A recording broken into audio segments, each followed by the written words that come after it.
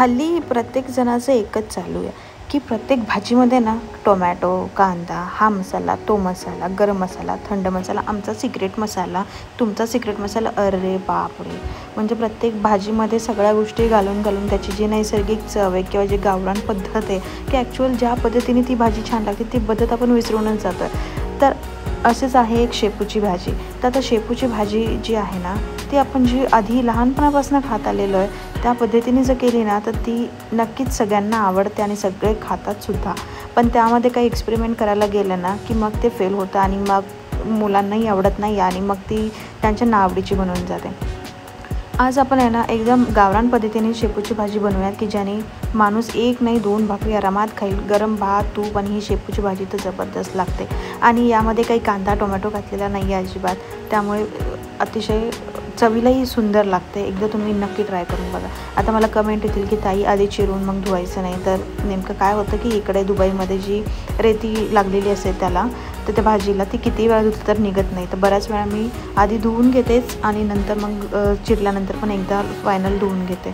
आणि आता आपण बनवूयात एक मसाला. यासाठी हिरवी मिरची आणि लसूण बारीक करायचं आहे मिक्सरमध्ये. तर लसणाच्या पाकळ्या काढू नका, कचरा त्याचा जो टरफल आहे ते काढू नका, तसंच करा, त्याच्याने अतिशय उत्तम चव येते. आता बेसिक फोडणी आपण तयार करूयात. त्यासाठी कढईमध्ये मी तेल घेतलं आहे, जिरे, मोहरी, कढीपत्ता टाकलेला आहे. कढीपत्ता ऑप्शनल आहे, कित्येक जणांना आवडत नाही तर नाही टाकलं तरी चालेल. त्यानंतर आपण जो मसाला बनवून घेतला होता तो मस्तपैकी फ्राय करायचा. याच्यामध्ये अतिशय खमंग वास यायला सुरू होतो जेव्हा तुम्ही हा मसाला बनवता तेव्हाच. आणि त्यानंतर मग एकदा ह्याचं छान खमंग फोडणी बसली की त्यामध्ये आपण मसुरीची डाळ धुवून ठेवलेली होती मी ती ॲड करूयात. आता तुम्हाला मसूर किंवा मुगाची डाळ कुठली आवडते ते तुम्ही ॲड करू शकता. ती ऑप्शनल आहे, तुमच्या पद्धतीने तुम्ही ती करू शकता. मला मसुरीची डाळ जास्त आवडते आणि मसुरीची डाळ शिजायला वेळही कमी घेते. त्यामुळे मुलांच्या टिफिनसाठी किंवा अर्ली मॉर्निंग तुम्हाला लवकर गडबडीमध्ये भाजी बनवायची तर ही तुम्ही भाजी बनवू शकता. चांगला ऑप्शन आहे आणि हेल्दीसुद्धा आहे है ना.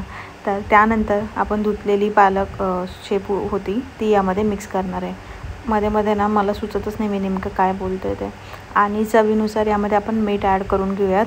तर पालेभाज्यांना त्याचं थोडंसं मीठ असतं स्वतःचं, त्यामुळे कमी टाकायचं. आणि दिसताना त्या खूप दिसतात पण नंतर कमी होतात, त्यामुळे मग मीठ अंदाजेच टाकायचं. बऱ्यापैकी थोडं कमीच टाकायचं जेवढं आपण नॉर्मल टाकतो त्याच्यापेक्षा. आणि आता छानपैकी मिक्स करून घ्यायचं.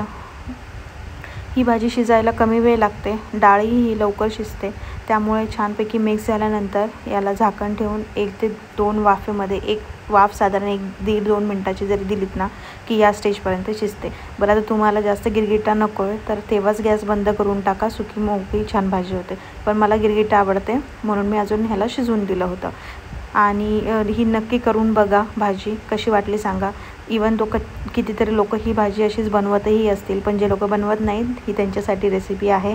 नक्की बनवा आणि मला सांगा तुम्हाला कशी वाटली. आवडली असेल तर चॅनलला लाईक करा, शेअर करा, सबस्क्राईब करा आणि नवीन व्हिडिओसाठी बेल आयकॉन दाबायला विसरू नका. Bye bye.